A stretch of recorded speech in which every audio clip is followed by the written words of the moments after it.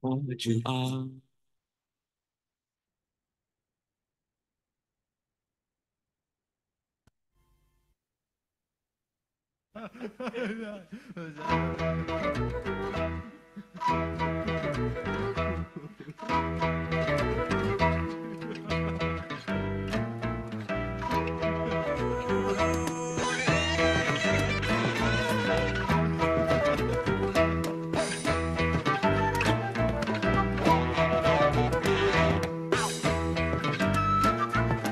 Take it to the cinema and leave you in a wimpy bar. You tell me that we've gone too far. Come running up to me.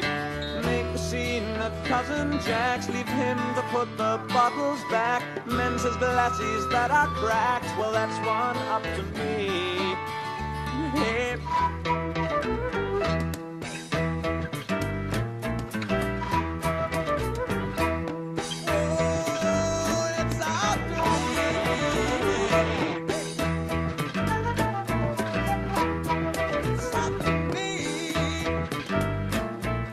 Buy a silver cloud to ride, pack the tennis club inside, trouser cuffs hung far too wide, well it was up to me.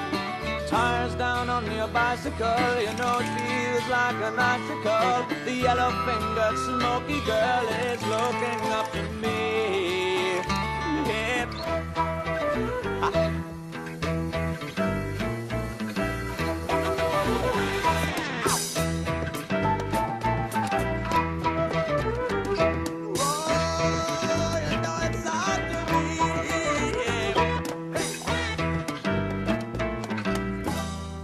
I'm a common working man with a half of bitter bread and jam.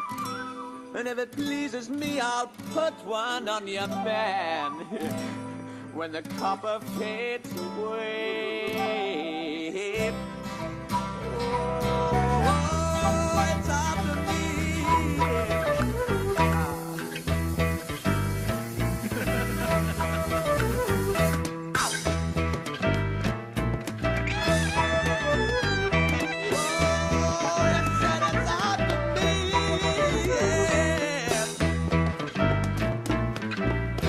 Season comes to pass, the day-glow pirate sings at last. And if I laughed a bit too fast, well, it was up to me. Take you to the cinema and leave you in a wimpy bar. You tell me that we've gone too far, come running up to me. Hey.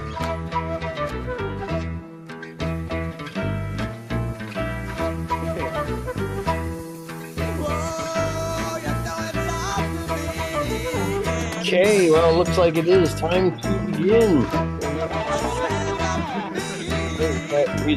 Oh, there it is. Jethro Tull. Anyone ever heard of the band Jethro Tull? Great band from the 70s. All right, welcome back. Here we are again. It's Monday, January 15th today. That's what that says, January 15th. As you probably know, today we're going to hear 5 Seuss stories. And then we'll continue some Unit 4 discussion. All right. All right. Are there any questions? Any problems today? Any things to talk about?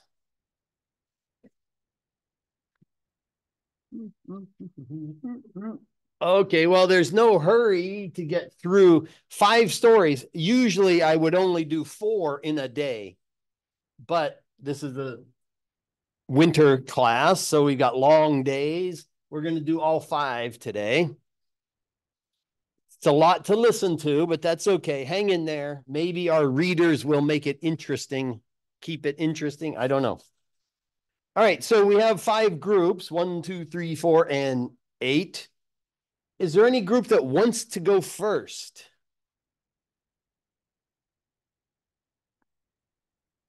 We have some choices. It could be random order, or I have an idea, an order that I would like, but I don't know if it matters. It doesn't matter, really. There's one very small group, only 2 people. There's one big group with 6 people, and then 4, 4, 4. So, does it matter at all? Doesn't matter. Okay. I'll figure out the order right now. It's supposed to be red. What's going on? So here's the order. I'll roll the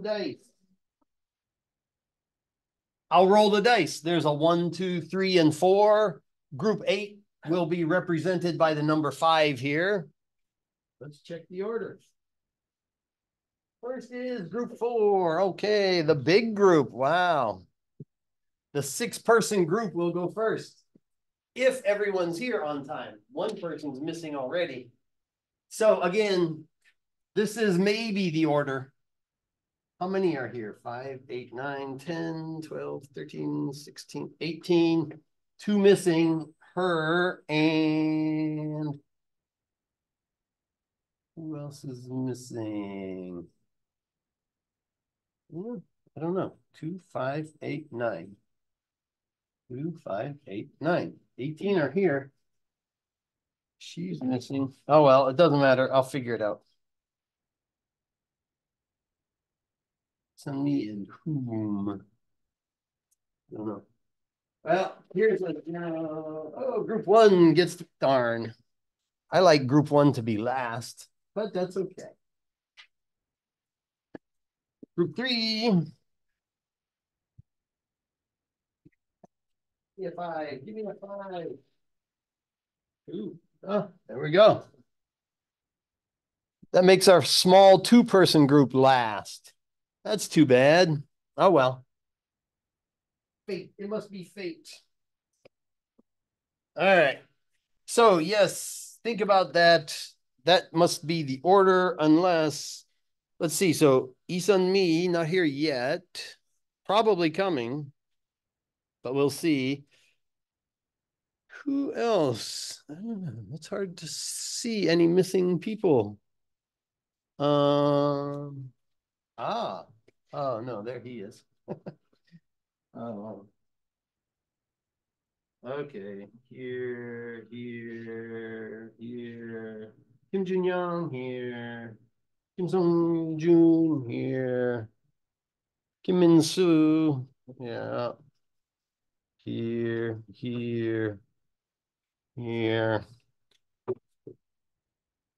Then he's here. Judo 1. Yep.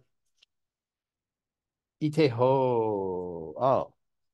Oh. So that means Kim Jun Young. Oh, interesting.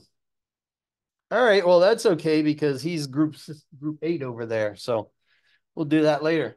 All right. We have our order. Since Sunmi is here, you're in the first group today. Is that okay? Okay. Then are we ready to begin right away? Do you need any time to get ready? Especially group 4, you need any time? Does anyone need a paper copy of the script? Because I didn't bring them. I could go get them. No? Okay. Then I think I'm going to have you. Yeah, I'm recording just for future research. And I'll have you, when it's your turn, stand here and read by the microphone. The whole group can wait here, one at a time. Step up here. All right. So what do we got? 4, 1, 3, 4, 1, 3, 2, 8. All right. Okay.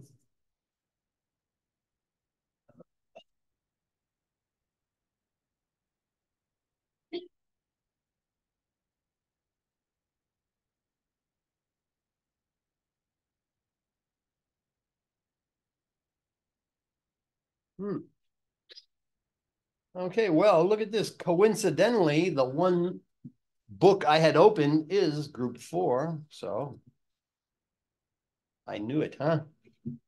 All right, annotate.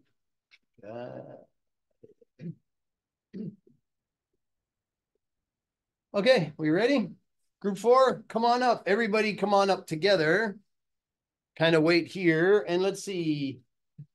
Kim Sung Jun, which part will you read? Third part. All right. How about Shin Sung Jung? Fourth, Shin Jong-gu. Second, Lee Dong-gyu. First. Good. Lee Sun-mi. Six. Choi Jung-han. Five. All right. Okay, so yeah, I will control this. Yeah, you can line up however you want. When you step up, you don't get too close. Stay this far away. You're fine. Wait a minute. Working. Wait a minute. I don't have the camera on. We're not recording faces. But hold on. Hold on a minute. There's something wrong. That's in one of the later books.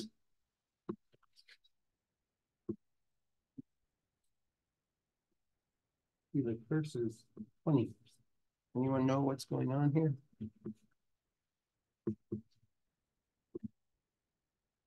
Ah.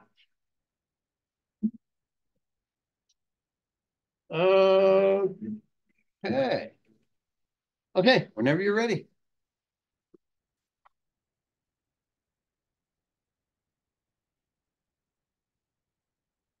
Oh, so Lorax by Dr. Seuss.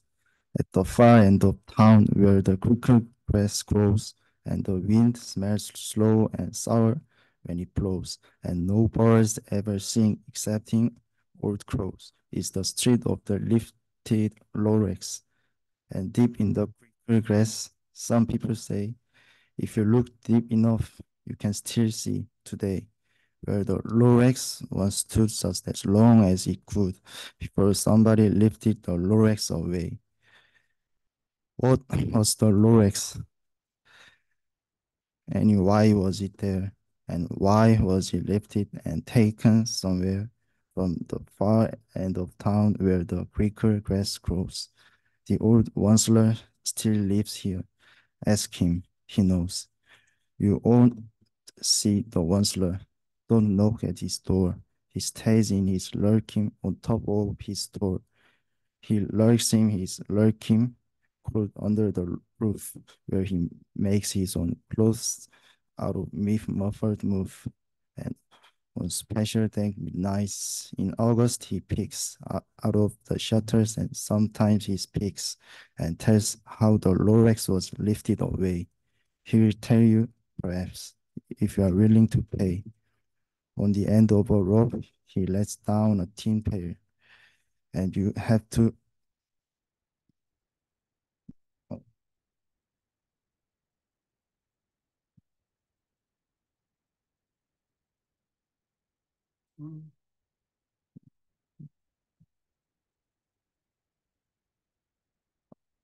Make it bigger if you can't see it well. on the end of a rope, he let down a tin pail, and you have to toss in 15 cents and a nail and the share of a great-great-great-grandfather's nail.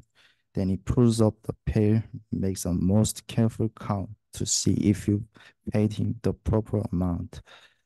Then he hides what you paid him away in his snuff, his secret strange hole in his grievous glove. Then he grunts, I will call you by whisper my phone, for the secrets I tell are for your ears alone. Slop down, slop the whisper my phone to your ear, and the old Wansler's whispers are not very clear, since they have to come down through a snuggly hose, and he sounds like he had smallish piece of his nose. You're nervous, take a deep breath. And if you need, you can read off the screen. Okay. Now I will tell you, he says with his teeth sounding gray, how the Lorax got lifted and taken away. It all started way back, such a long, long time back, way back in the days when the grass was still green, and the pond was still wet, and the clouds were still clean, and the song of the swarmy swans laying out in space. One morning I came to this glorious place, and I first saw the trees, the tropilla trees, the bright-colored tops of the tropilla trees, mile after mile in the fresh morning breeze, and under the trees I saw brown babaloots, frisking about in their babaloo suits as they played in the shade and ate tropilla fruits. From the leafless pond came the comparable sound of the humming fish humming while splashing around. Oh, okay. Good.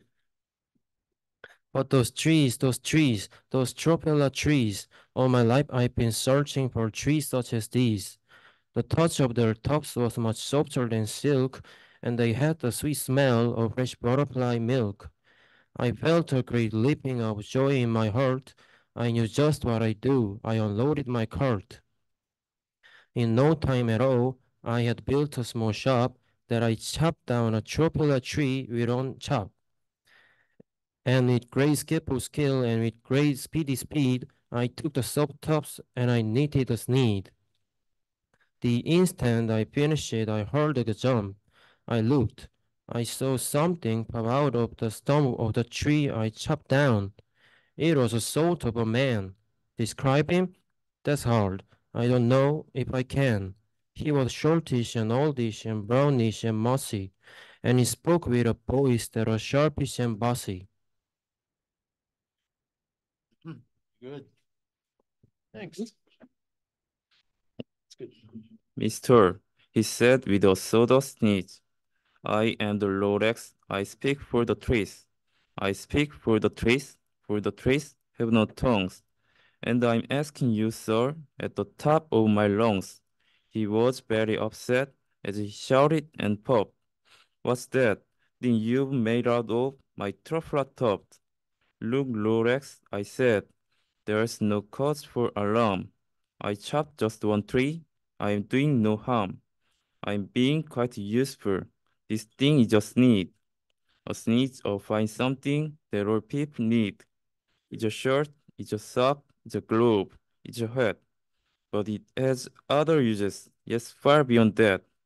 You can use it for carpets, for floors, for sheets, or curtains, or covers, for bicycle seats. The Lorax said, Sir, you are courageous with grit. There is no one on earth who would buy that first need. But the very next minute, I proved he was wrong. For just at that minute, a chap came along, and he thought that the sneak I had needed was great. He happily bought it for $3.98. I laughed at the Lorax, you poor stupid guy. You never can tell what some people will buy. I laughed it, cried the Lorax. I speak for the trees. I'm busy, I told him. Shut up if you please.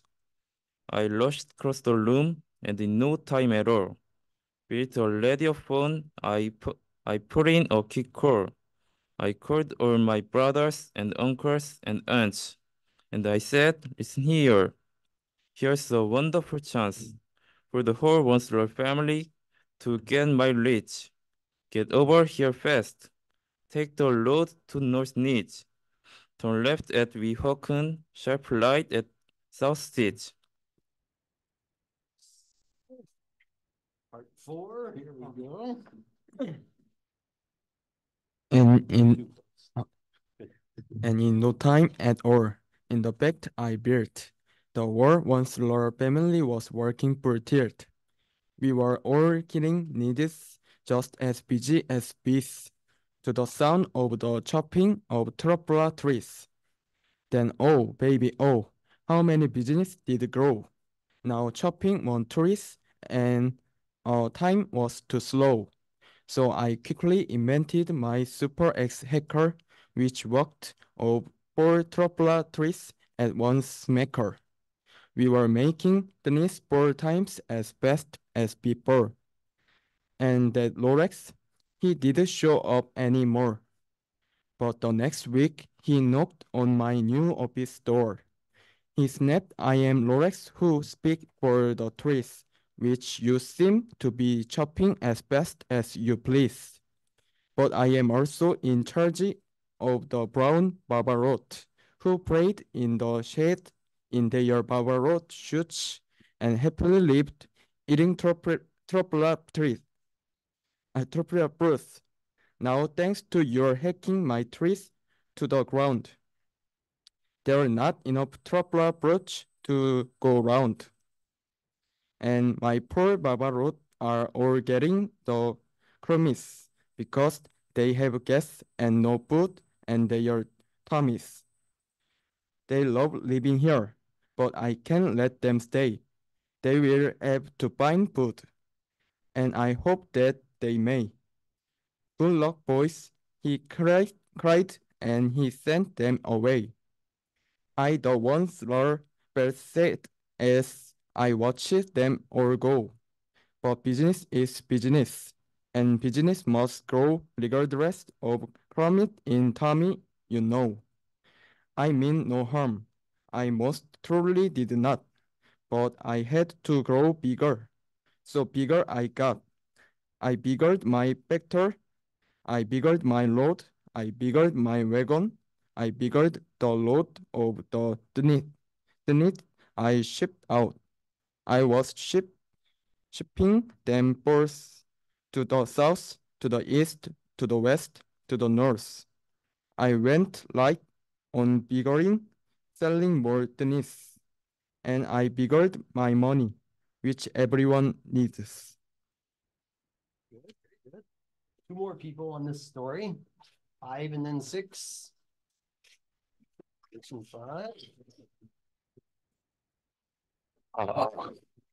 Too close. Okay, go ahead. And again, he came back. I was fixing some pipes when the older Messias Lorax came back with more clips. I am the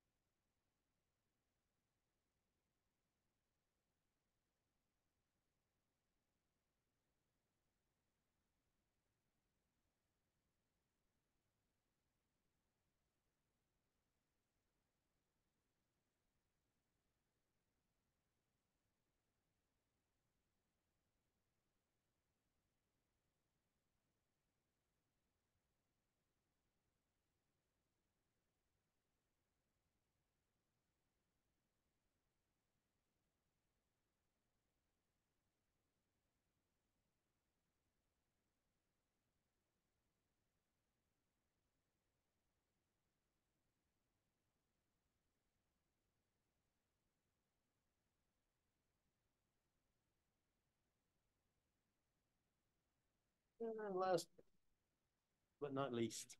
Go ahead. Ah, ah. And at that very moment, we heard a loud whack.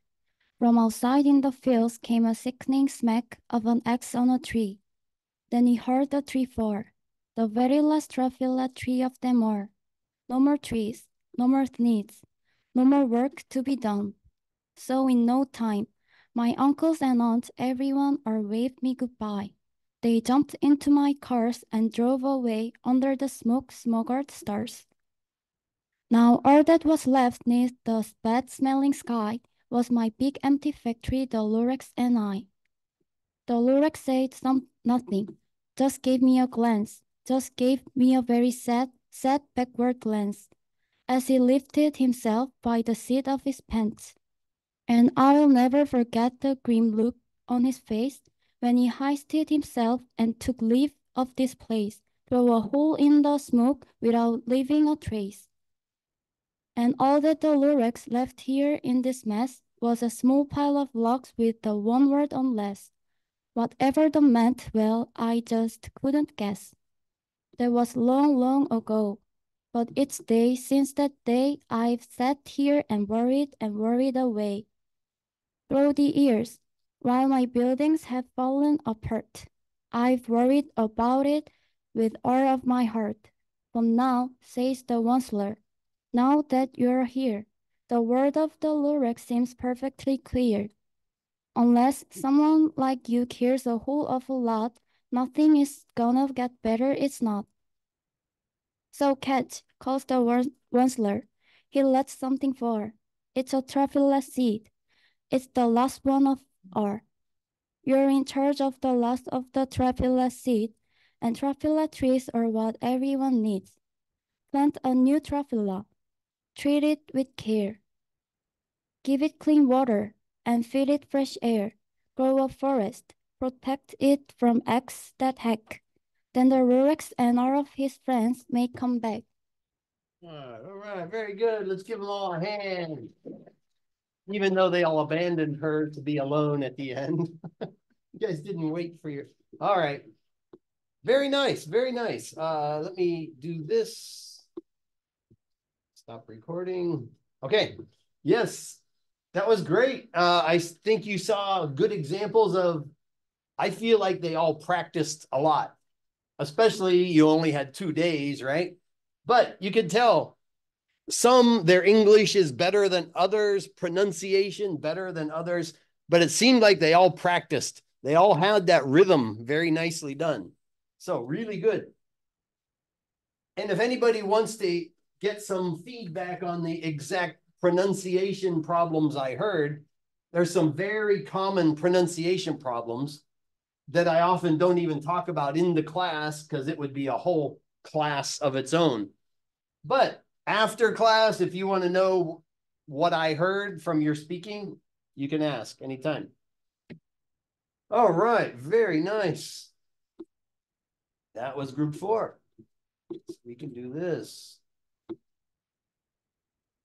Do this. Yes. Group 4 is done. Okay. Good job. Nice start. Now we've got group 1 coming up, and I believe, another. Most of these books that we're hearing are very famous stories. Many have been made into TV cartoons. Some have been made into movies, things like that. So yeah, come on up, group 4. Let me, oh, sorry, group 1, group 1. Leave my papers here. Gote-san, which part? First. You're first. Yes. All right. Adjust that a little. Pagminjong, second. Damgan, third. Young, fourth. That's easy. All right, we ready? Yep, we're ready. Go ahead. Horton hatches the egg by Dr. Seuss. Lean up. Stand up. Sighed Maisie or lazy bird hatching on egg. I'm tired and I'm boarding and I'm keeping my leg from sitting just sitting here day after day. It's work. How I hate it. I'd much rather play. I'd take on vacation, fly off for a rest. If I could find someone to stay on my nest. If I could find someone, I'd fly away free. Then Horton the elephant passed by her tree. Hello, for the lady bird smiling her best. You've nothing to do and I do need a rest. Would you like to sit on the egg in my nest? The elephant laughed. Why of all selling things? I haven't feather and I haven't wings. Me on your egg. Why that doesn't make sense. Your egg is so small. My mama and I'm so immense. Hot pot. Answer mate.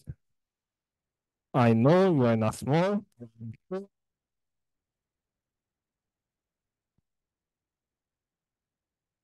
You're gentle. Can't be a good. I know you're mine. I can, said the elephant, please. Back the bird. I own big and long, sir. I give you my word. I hurry right back. Why I'll never be missed. Very well, said the elephant. Since you insist, you want a vacation, go fly on, and I'll sit on your egg and I try not to break it. I'll stay and be faithful. I mean what I say. To the roof are made and from the first thing to do. Mama,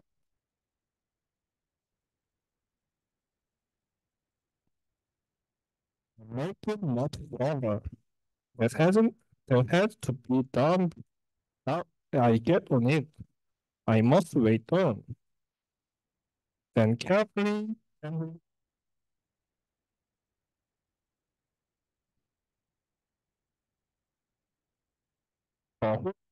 and and he said and he said and he said and he said and he said all that day and he kept the egg warm and he said all that night through a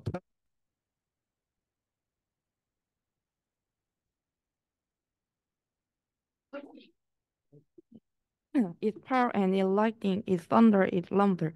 This is not a bond of per elephant to crumble. I wish it's come back 'cause I'm cold and I'm wet. I hope that the mage bird does. I hope that the mage bird doesn't forget what made it by this time was far beyond the reach, enjoying the sunshine way up in Palm Beach, and having such a wonderful rest. Decided she never go back to her nest.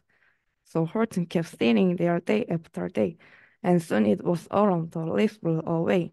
And then came the winter, the snow and the sleet, and Isaac hung from his throne, and Isaac hung from his throne and his bed.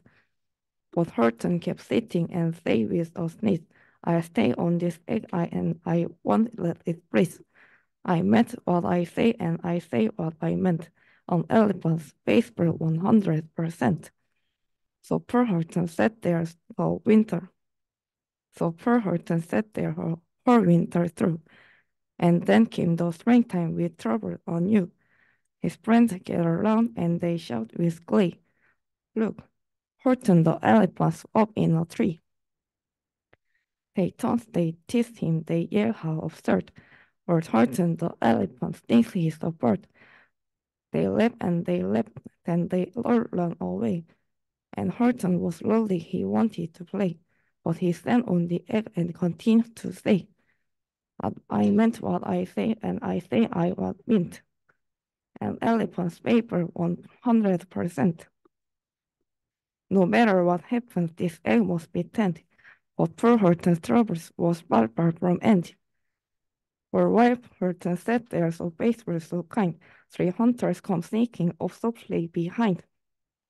He heard the man's footstep. He turned with a start. The rifle was aiming right straight at his. Yes, he ran. He did not hurt to stay on the nest. He held his head high and he threw out his chest. And he looked at the hunter as much as to say, "Shut if you must, but I won't run away. I meant what I say, and I say what I meant. All elephants made for 100%. Nice. Two more. Oh. But the men didn't shoot much to Horton's surprise. They dropped their 3 guns and they stared with wide eyes. Look, they all shouted, can such a thing be? An elephant sitting on top of a tree. It's strange, it's amazing, it's wonderful new. Don't shoot him, we'll catch him, that's just what we'll do. Let's take him alive, why he's terribly funny. We will sell him back home to a circus for money. And the first thing he knew, they had built a big wagon with ropes on the front for the pullers to drag on. They dug up his tree and they put it inside, with Horton so sad that it practically cried. "We're off," the man shouted, and off they all went, with Horton unhappy 100%. Up out of the jungle, up into the sky, up over the mountains 10,000 feet high, then down the mountains and down to the sea, when the cart with the elephant, egg, nest, and tree. Then out of the wagon and onto a ship, out over the ocean, and oh, what a trip! Rolling and tossing and splashed with the spray, and Horton said day after day after day, "I meant what I said, and I said what I meant, but oh, am I seasick 100%. After bobbing around for 2 weeks like a cork, they landed at last in the town of New York. On ashore, the man shouted, and down it all lurched, with Horton the elephant still on his perch, tied onto a board that could just scarcely hold him. Bump, Horton landed, and then the man saw him. Sold to a circus, then week after week, they showed him to people at 10 cents a peek. They took him to Boston, to Kalamazoo, Chicago, Weehawken, and Washington too. To Dayton, Ohio, St. Paul, Minnesota, to Wichita, Kansas, to Drake, North Dakota. And everywhere thousands of folks flocked to see and laugh at the elephant up in a tree. For Horton grew sadder the farther he went, but he said as he sat in the hot, noisy tent. Last one for this story. Come on up. I mean what I said, and I said what I meant. On elephant's faithful 100%. Then one day the circus show happened to reach a town way down south, not so far from Palm Beach, and dawdling a long way up high in the sky. Who of all people should chance to fly by but that old good-for-nothing bird, runaway Maisie, still on vacation and still just as lazy. And spying the flags and the tents just below, she sang out, "What fun, why I'll go to the show." And she swooped from the clouds through an open tent door. "Good gracious," gasped Maisie, "I've seen you before." Paul Houghton looked up with his face white as chalk. He started to speak, but before he could talk, there rang out the noised ear-splitting squeaks from the egg that he sat on for 51 weeks. A thumping, a bumping, a wild, alive scratching. "My egg!" shouted Horton. "My egg, why is hatching?" "But it's mine!" screamed the bird when she heard the egg crack. The work was all done. Now she wanted it back. "It's my egg," she sputtered. "You stole it from me. Get off my nest and get out of my tree." Poor Horton backed down with a sad, heavy heart.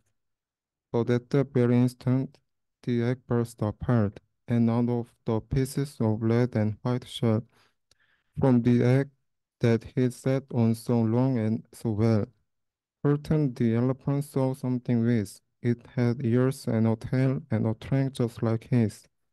And the people came shouting, "What's all this about?" They looked and they stared with their eyes popping out. Then they cheered and they cheered and they cheered more and more. They'd never seen anything like it before. "My goodness, my gracious," they shouted, "my word. It's something brand new. It's an elephant bird. And it should be like that." Because Horton was faithful, he said and he said. He meant what he said and he said what he meant. And they sent him home happy 100%. All right, very good, guys. Another very strong group. Yes. All right, and a nice surprise ending at the end there, a nice twist in the end. Okay. Yep. The only problem was, okay. I thought I had forgot to record, but I guess it is recording. Okay. What happens if,